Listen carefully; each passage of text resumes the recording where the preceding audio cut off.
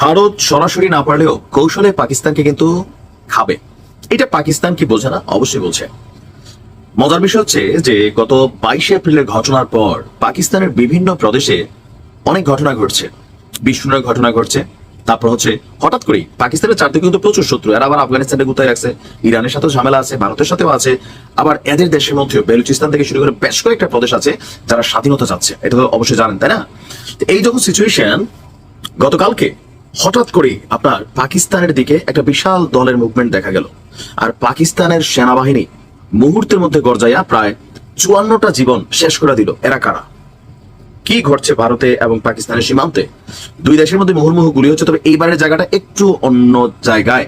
But Pakistan এই মুহূর্তে কোনো ধরনের রিস্ক নিতে চাচ্ছে না। আপনার পাকিস্তানে অনুপ্রবেশের চেষ্টাকালে সীমান্তে সন্ত্রাসীদের সাথে পাকিস্তানি সেনাদের ব্যাপক গোলাগুলি হয়েছে। সেনারা অনুপ্রবেশের চেষ্টা ব্যর্থ করে দিয়েছে, আর এতে 54 জন সেনা নিহত হয়েছেন। পাকিস্তান সেনাবাহিনীর বিবৃতির বরাত দিয়ে জিও টিভি একটা প্রতিবেদন করেছে।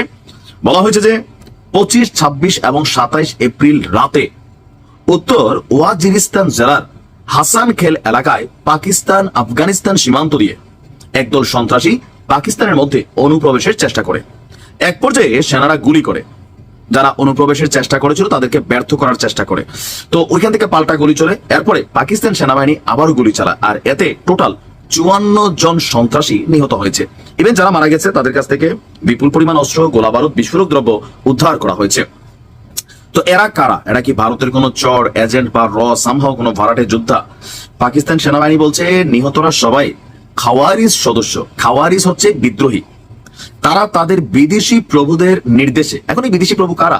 হতে পারে সেটা ভারত, হতে পারে আমেরিকা, হতে পারে আফগানিস্তান, সামহাও পাকিস্তান বলছে তারা তাদের বিদেশি প্রভুদের নির্দেশে পাকিস্তানের অভ্যন্তরে সন্ত্রাসী কর্মকাণ্ড পরিচালনার জন্যই অনুপ্রবেশের চেষ্টা করছিল।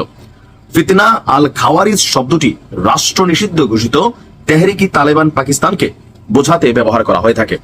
তো এখন এই যে আমরা দেখছি যে হঠাৎ করেই গেল এই কয়েকদিনের মধ্যে পাকিস্তানের বিভিন্ন প্রদেশে বিস্ফোরণ হচ্ছে, তারপর হচ্ছে সন্ত্রাসী হামলা বেড়ে গেছে। এর মাঝখানে সীমান্তে পাকিস্তান সর্বোচ্চ লেভেলের নজরদারি করছে। ইভেন বেশ কিছু জায়গায় তারা কিন্তু রেড অ্যালার্ট দিয়েছে যে এই পরিস্থিতিতে পরবর্তী নির্দেশনা আসার আগ পর্যন্ত রাতে বিরাতে দিনে যে কোনো সিভিল অর সামহাও সোলজার্স অথবা এভরিওয়ান যারাই এই সীমান্ত রেখা বা শূন্য রেখা অতিক্রম করবে গুলি করা হবে। কেন? সবাই কিন্তু একটা বৈশা রয়েছে যে পাকিস্তানে একটা বড় ধরনের ঘটনা ঘটবে। এখন এই ঘটনার পিছনে যেই দেশের টিমই হোক, যাদেরই হোক, বাট তাদের একজন বিদেশি প্রভু আছে। আর পাকিস্তানের জন্য এই মুহূর্তে যারাই পাকিস্তানের অনুপ্রবেশের চেষ্টা করবে বা ঘটনা ঘটানোর চেষ্টা করবে, পাকিস্তানের কাছে মনেই হবে যে ভারত ঘটনা একটা ঘটানোর চেষ্টা করতেছে। হইতেছেও হয়তো এরকম যে ডাইরেক্ট না পারলে হাতে, না পারলে ভাতে মারা।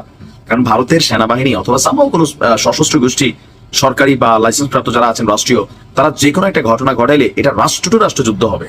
কিন্তু যদি কোনো সিস্টেমে পাকিস্তানে ঢুকে কোনো ঘটনা ঘটাই দেওয়া যায়, তখন এটা কিন্তু যে দায়ভার কেউ স্বীকার করবে না, তদন্ত হবে।